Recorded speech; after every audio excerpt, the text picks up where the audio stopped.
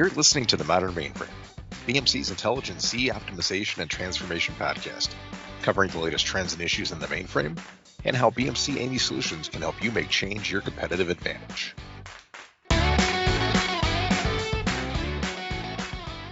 Hey everyone, welcome to the Modern Mainframe. I'm Matt Delaire. Today we'll be discussing the modern mainframe developer experience, or what we call DevX. How and why to improve it, what it means for developers and their organizations, and more. We have a special guest today, but first I'll welcome two gentlemen who, if you're a regular listener of the Modern Mainframe, need no introduction. BMC DevOps architect and evangelist Tony Anter, and lead product manager Mark Schettenhelm. Tony, Mark, as always, it's great to have you here. Great to be here, Matt. Great to be here, Matt. We're also joined today by someone with whom our listeners are probably familiar. My own introduction to DevOps, Agile, and other industry trends included reading many of his articles. Founder and managing partner of IT industry analysis and advisory firm Intellyx, Jason Bloomberg. Jason, thanks for joining us. Yeah, it's great to be here. So Jason, recently you wrote an Intellyx white paper commissioned by BMC entitled Mainstreaming the Modern Mainframe Developer Experience, and I'll include a link to that in the show notes. Can you talk a little bit about what you mean by mainstreaming mainframe DevX and why that's necessary? Yeah, the discussion really begins with the role of the mainframe in the modern enterprise. Over the years, actually since the 1960s, the mainframe has had a sort of a special position within enterprise IT. It used to be the sum total of what we used to call MIS or data processing back in the day. And then as organizations added distributed computing, there was definitely this dichotomy. There was the mainframe with host-based processing and then everything else. And it was like two separate worlds. What's been happening more recently is that organizations are realizing that they have inherently hybrid IT infrastructure. And by hybrid, I mean cloud and on premises. And that includes distributed computing as well as the mainframe. So what's happening is the mainframe is becoming just another server alternative that brings its unique capabilities to the enterprise organization. So for the perspective of long-term mainframe people, this is a shift in the way they're participating in this broader IT organization. For the more newer generation of mainframe people, they may just think of the mainframe as just one of many options where maybe they're programming on the mainframe, maybe they're programming somewhere else. But from the perspective of the developer, it doesn't really matter, right? They're going to pick the right tool for the job, even if that tool is the underlying platform. Yeah, I think you bring up a really good point there, Jason, because one of our mantras up to this point has been the mainframe is just another server in your data center, right? It's just another platform. While it is, I don't want to say it's not special in that regard. To your point, really loads and application development and capabilities need to go to the platform that serves them best. And for things like batch processing, systems of record, data storage, management, security, those things, the mainframe has yet to be replaced, has yet to be moved off of. And so I think that's a really good point in finding that you have, and it goes along with a lot of the things that we've been saying.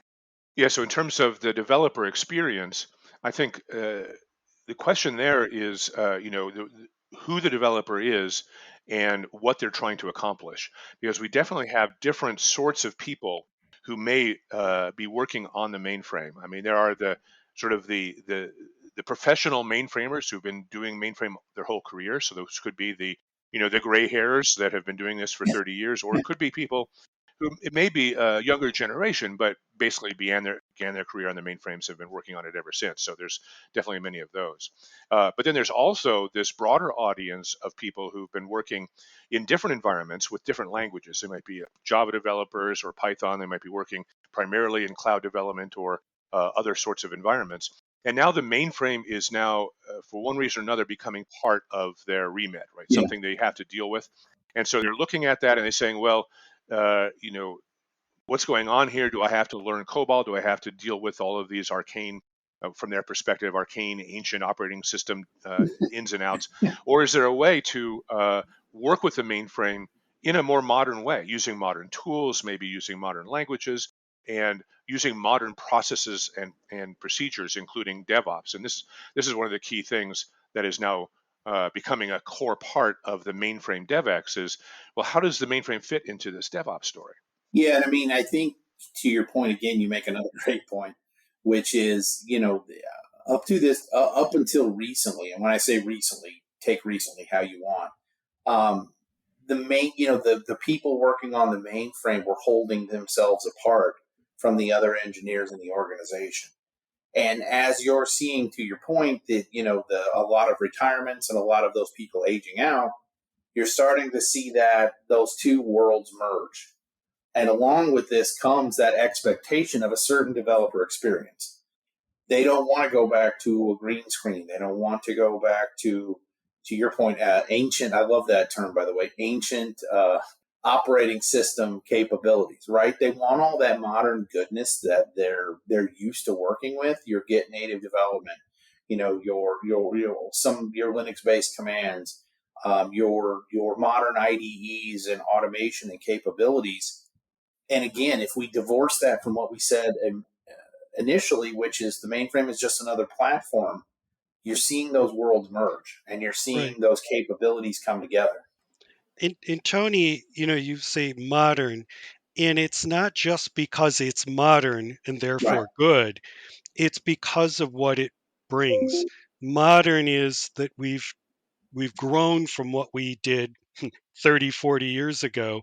These modern interfaces provide a superior developer experience and automate a lot of their tasks and have analysis. So it makes it easier. So they don't want to go backwards because we're all busy. We don't want to add on an extra burden of having to learn a different interface, which is a step backwards. Yeah. And I mean, you talk about the gray hair. I'm that guy from this side of the fence coming over into the mainframe versus the mainframe guy coming out this way. So I see it both ways, even though I have the gray hair. So one of the big challenges that developers, software engineers have as they interview for jobs and they may be considering a position that involves mainframe work is, well, how are they going to spend their time, right? And the reason they got into software engineering usually is because they enjoy programming, right? It's a creative endeavor and it can be very fulfilling. But if they're looking at working in a large organization, whether it's the mainframe or not, there's always going to be the question, well, how much of my time is really going to be programming and how much is made up with all the other stuff that goes along with working in a big company? So the bureaucracy and the meetings and in terms of the actual working with tools, how much of the time, if I'm actually sitting in front of my computer working, how much of that is actually programming versus, dealing with tools or dealing with permissions or dealing with all the other stuff that you might do on a computer that isn't actually writing code, right? And the problem for a lot of these enterprise engineers is that a sort of a dreadfully small amount of their time is actually writing code. And that's not really what they signed up for when they decided to go into this career, right? So this is a core part of the developer experience challenge is how do we help people who really want to spend their time coding, right? That's what they want to do and that's what they're good at. And you want them doing that because it's hard to find people who are good at it. So if they are good at it, you want them doing it, right? So this is a core part of the story. And from the perspective of the tooling, it's about getting the tools out of their way, right? You don't want to have developers have to spend all their time figuring out how to deal with, Git over here or Jira over there or something else or, DevOps tool chains and all of this mess. All of that stuff is supposed to support that core role of the software engineer, which is creating code and working on code in existing environments. And we need to get all that nonsense out of their way, and that's a huge part of the developer experience. Yeah, just like in the Unicorn Project, when they talk about make your development a delight. I thought that was a really powerful statement that they said in that book. And it has to do with I think on the SRE side, they call it toil. And I think that's another great term. Well, I'm not trying to, fuse this into an SRE discussion because that's a podcast in and of itself, wink, wink. That weighs on people, right? And you see that in the quality of their code. You see that in their, how much work they're able to get done, the throughput. You see that in if I'm having to carry 100 pounds today, but I can go to another company and I'm only carrying 50, that's something you're going to consider. Versus if you're going in and every day is a delight and you're really jazzed with what you're doing, then a lot of those things don't become issues anymore. Right. And to your point, your developer experience gets better. It's the creativity and keeping that spark going. And as far as the toil, some things are necessary. Yeah. You have to do a build, you have to do certain tasks, but what can I do to make that so it isn't toil? And a lot of that becomes automation then, is a way to liberate them so that they can be creative. Yeah. I mean, you're not going to get rid of toil completely. Let's It, be clear on right, it has to be done. Yeah. either smoothing that out or reducing it goes a long way. Yeah, toil is actually a term from the lean movement, so it dates back, I know, many decades, even before software development. It came out of Toyota, I think, in the Mhm. 50s of it or 60s if it was. And it's sort of the other side of toil is flow, right? We want to achieve flow where the people at work, whether they be developers or other people on the team, are able to work in a coordinated fashion, so they're working as a team, but the roadblocks are out of their way, so they can flow. They can do what they need to do. If they need something from somebody else, it's available when they need it. And likewise, if they need to provide something to somebody else, they're able to do that within the context of the work they're doing. And so all of the work across the team just flows, right? As opposed to stopping and waiting for something or doing something off task. And that's where the toil comes in. So it's difficult to achieve because software development is in measure unpredictable. We don't really know how long it's going to take for us to do things, and we have to iterate, and so there's always a level of unpredictability. But if we can arrange our tooling so as to optimize the flow and reduce the toil, then we're able to basically optimize our productivity and our morale. Right, the work is just more engaging, more interesting. And this is a core part of how we achieve that better DevX. Yeah, and I mean, this has been the nirvana state of every organization, every team, every company, every team since Henry Ford put the first assembly line together. How do I get this to go from A to Z with the least amount of friction, right? But you bring up a really good point about morale, and having been an individual contributor, and I'm sure we've all had our time in the bucket there. I've been on teams where you can palpably feel a lack of morale, a greater amount of toil than on other teams, right? I mean, it's not. You say, how do you measure something like this, or this is just some etheric theory that we have, that we're we've gleaned out of some management books, but you can honestly feel when you're in when you're in an organization, a team, a situation, whatever that may be, where you have a lot of friction. It is literally weight on you as you're trying to do your job. And I think all of us as, DevOps practitioners, as vendors, as consultants, as, service providers, we need to get engineers and developers back to doing what they love doing and what they do best, which is 100% development. You're never going to get to 100%, but that should always be the goal. That should be where you're shooting for. So this was a goal of DevOps all along, right? Originally, I remember going to an early DevOps conference, and it was all about helping the developers and the operators work together in a more sort of empathic way, where they're able to leverage automation to accelerate development across teams. Over the years, though, DevOps became sort of a separate division. You'd have DevOps engineers that were separate from development, separate from operations, and their time was spent on monkeying with tools in the tool chain, right? And there were more and more tools, and I've talked to dozens of vendors who are selling one tool or another that all go on this tool chain, and so it's sort of bogging down in under its own weight. That the DevOps effort, we need a separate team for it because it takes so much time and effort just to get these tools to work together in a way that achieves the goals of the software development team. So from the perspective of the engineers then who are actually doing the work, the tools ideally are helping them get the work done, but in reality often slow them down as much as help facilitate their work. And that's been a challenge to the developer experience. And one of the reasons why there's sort of been a lot of buzz around DevOps being dead. I wouldn't go that far, but there's definitely sort of the the perspective on the role DevOps plays has definitely been shifting in the marketplace, and that's a key part of the story, and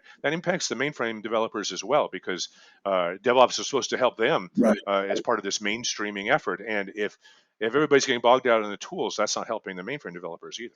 Yeah, and I've seen that a lot of times in a lot of organizations that I've talked to and people and places I've gone.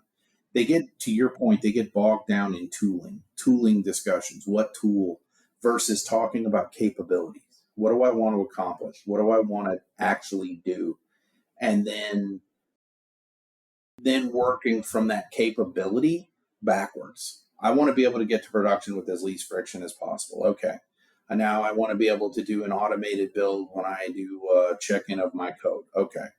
Then working from there to figure out how do you enable that versus I have this tool and now I have to figure out how to shoehorn this tool into my pipeline.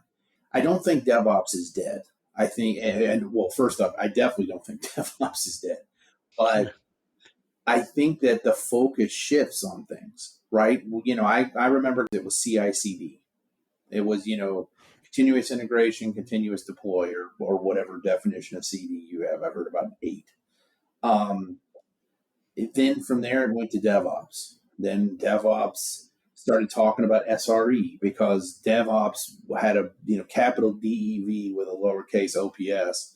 And then SRE was more looking on the operational side and automation on the operational side. At least that's my interpretation of it.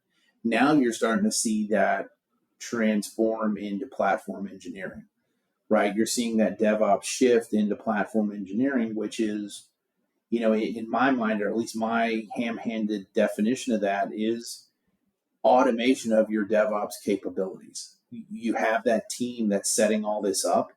And if they set it up right, it should be self-service. It should be something that I can go out and just define what I want to do. And now I have all those capabilities in my tool chest. So I can now start building out my own automation, my own pipelines for what I need. Because to your point, each app, each development, I'll even go so far as each project, is its own thing. Doesn't mean everything has to be it's a unique snowflake. Team to team, app to app, you're going to have different capabilities necessary for each one. So you need to have flexibility. You also need that self-service capability. Yeah, so platform engineering, it's good you bring that up. And you mentioned that it's about bringing automation to DevOps. And I just be careful because we need to make a sort of clarify a point here. DevOps was always about automation, right? I mean, we're trying to combine tools in an automated way to drive more rapid software development. But the challenge is that DevOps without platform engineering lacks that engineering best practice, right? Where basically it's up to whoever happens to be on the DevOps team to put these things together without some sort of coordinated platform plan. And that's what platform engineering brings to the table. It says, so yes, we need to automate these tools, but we need to do it in a best practice approach. We're going to approach the automation as an engineering challenge and engineer the appropriate platform for our particular needs. So self-service is part of the story because if we get that platform in place, then developers don't have to do that engineering for themselves. It's already been done. The platform is in place. They simply go to the marketplace or the portal or whatever is set up, right? It's up to the organization to set it up. And they can basically find the tools they want. They're pre-configured as much as possible. The burden of configuration on the developer is as minimal as possible, just based upon what they need to do on that day with that tool. And all of the heavy lifting of getting these tools set up and setting up the automations, which is setting up the workflow processes, has already been put in place by the platform engineering team. So that platform engineering facilitates the self-service in a way that DevOps alone has struggled with.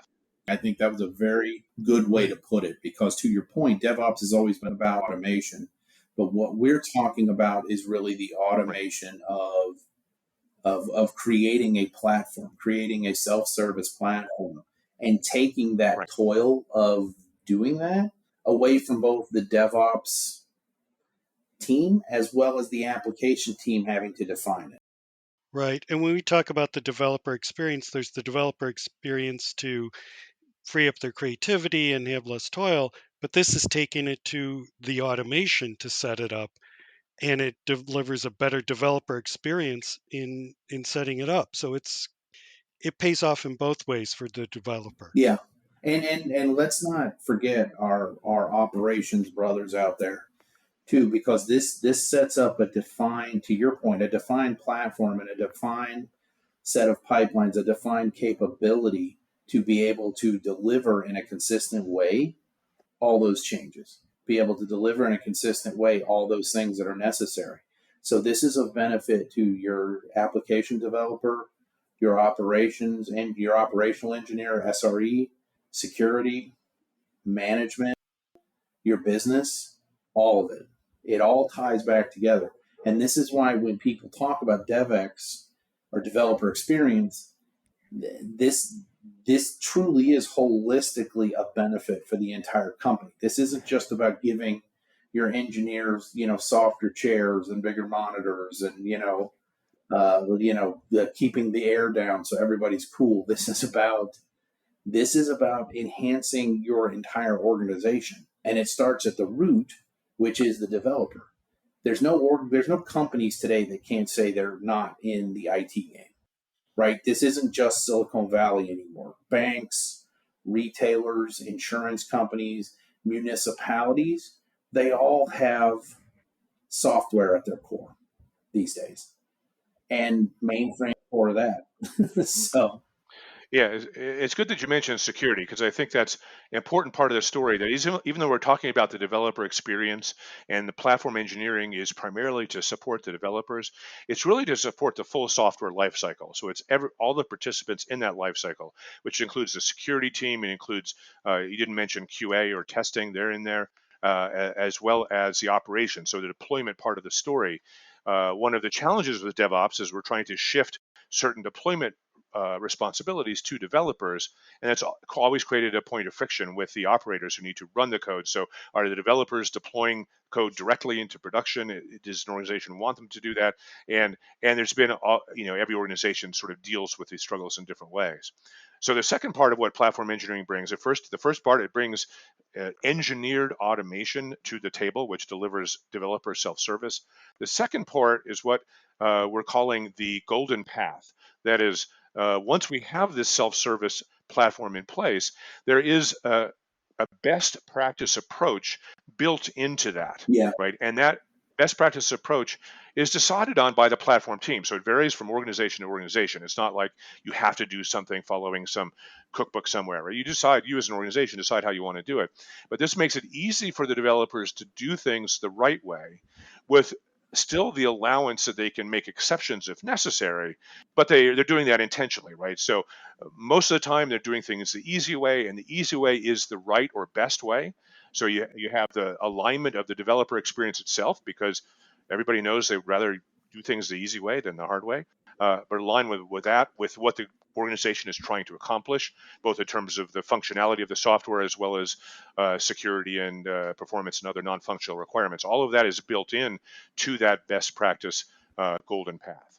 yeah, and I think to your point, it's built in as a first class citizen in that capability, right? Because whereas before, when you had someone having to go in and sort of hand create all these pieces, and each one was you have to put in a ticket, and then your ticket comes, things get missed. This gives actually the platform teams now a way of defining certain standards and certain capabilities that have to be there before they get beyond a certain point.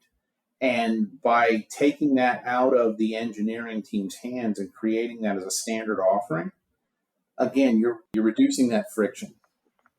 You're reducing that toil in setting it up. Now security gets what they want, but without putting an additional onus on the application team, who probably already has 25% more story points than they can handle per sprint anyway. Right? Yeah, so platform engineering, it's a hot topic today. It's sort of, taken the focus off of DevOps, and everybody's talking about platform engineering.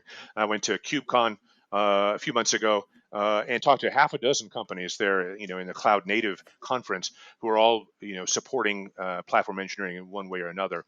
But what those companies at the KubeCon show, that is the cloud native computing show, they weren't really talking about how the mainframe fit into the story. It wasn't really a Mm. mainframe-oriented show. So then the question is, well, how does this platform engineering movement drive the mainframe developer experience? And I think this is a very important point because, as we said at the start of the show, the mainframe is becoming mainstreamed, right? It's becoming a core part of how organizations build and run software at scale, and platform engineering can facilitate many of those sticky points to accomplishing that mainstreaming goal, right? If we have established best practice for how to incorporate the mainframe into various software development priorities, then that's going to be our golden path. Our golden path is going to be, well, this is where we work with the mainframe, right? It's going to be right there on the path. So instead of struggling with, how to bring the mainframe into the story, right? Struggling with that mainstreaming problem, mainstreaming is going to be built in, Right. specific to the needs of the organization. So different organizations use mainframes for different things or different parts of their modernization strategy, and there's a lot of complexity to it. But whatever that established golden path is, that's going to include the mainframe in whatever way it serves the organization. Yeah, it goes back to what we started off talking about, which is the mainframe is, again, just another platform. It's just another target. It's just another deployable platform for my changes or for what is needed. Mm-hmm. So those changes that fit their best should be the ones that are pushed. And there shouldn't, to your point, there shouldn't be a difference between my mainframe platform interface versus my distributed or my cloud. Like the same set of things. Now there are of course underlying differences that have to be accomplished, but that's at a task level. At your overarching platform, pipeline capability, those should all be the same. And I mean, it's trying to manage these differences got us to the point that we're at today, where mainframe is this separate world from something else.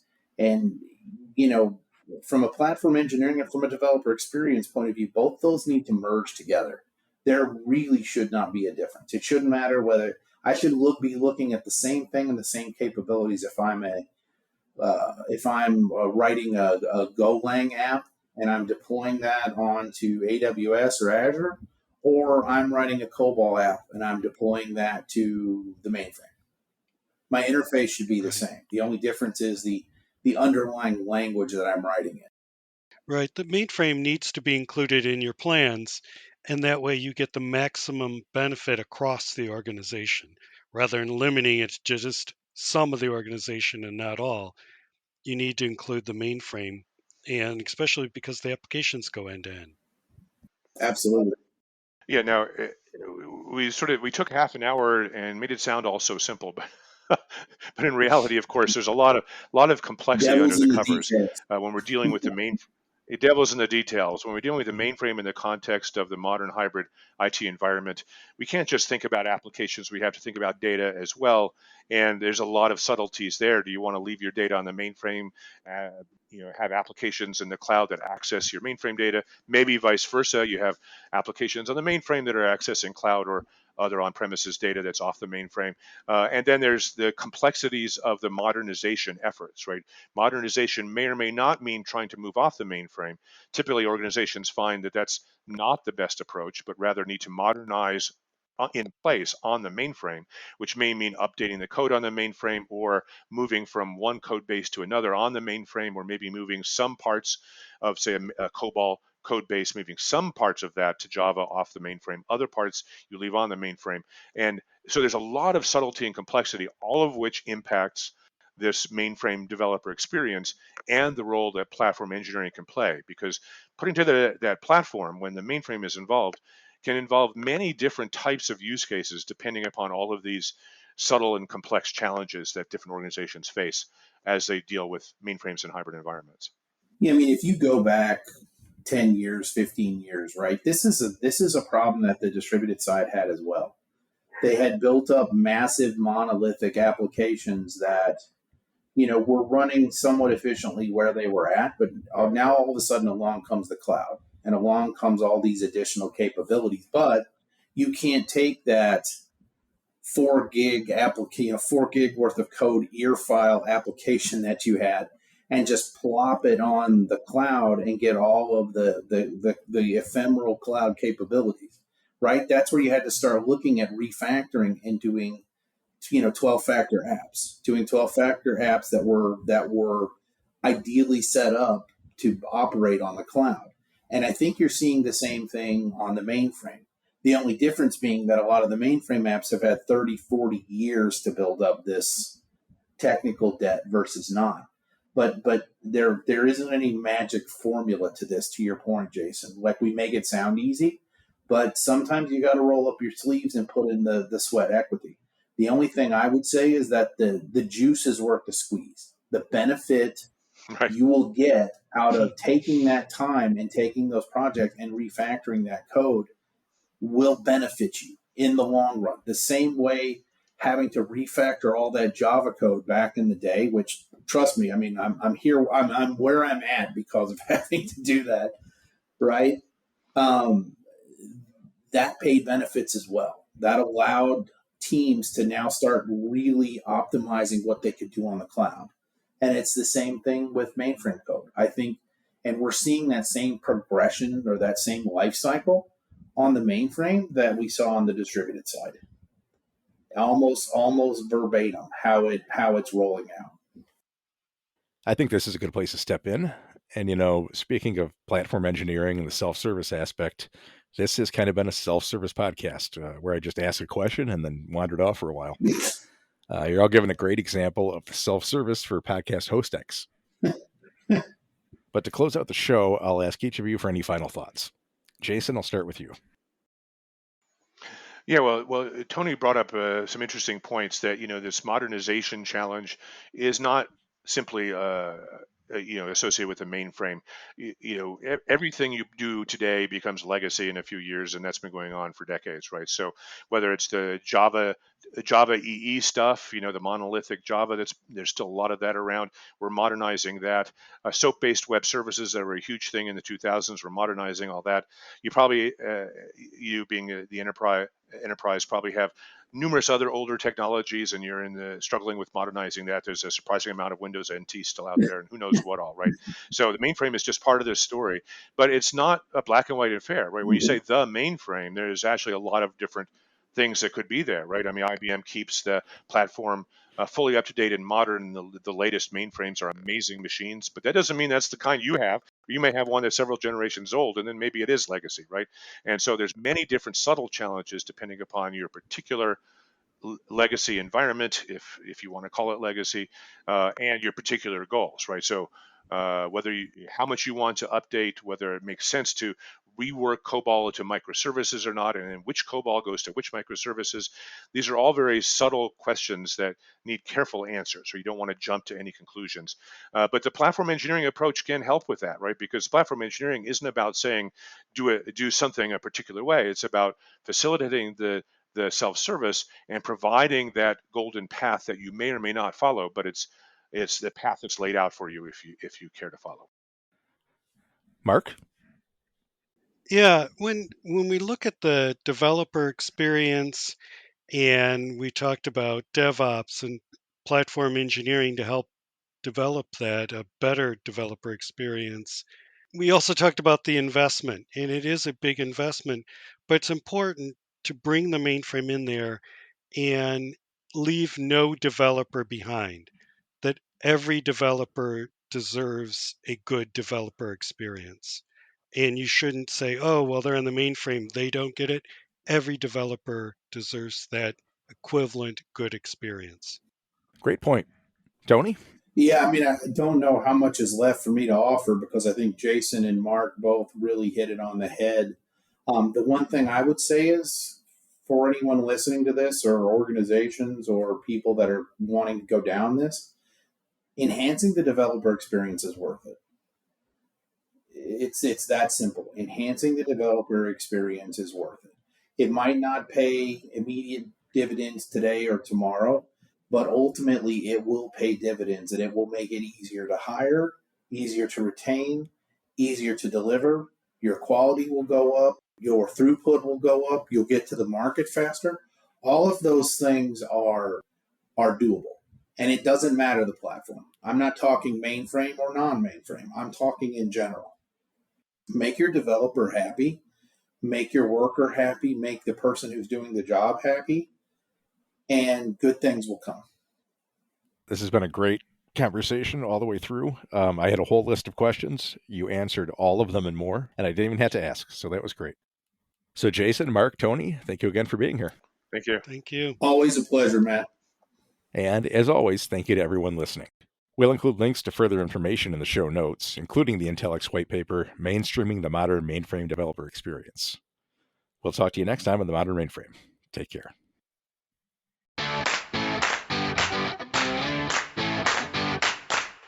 You're listening to the Modern Mainframe, BMC's intelligent C optimization and transformation podcast, covering the latest trends and issues in the mainframe and how BMC AMI solutions can help you make change your competitive advantage.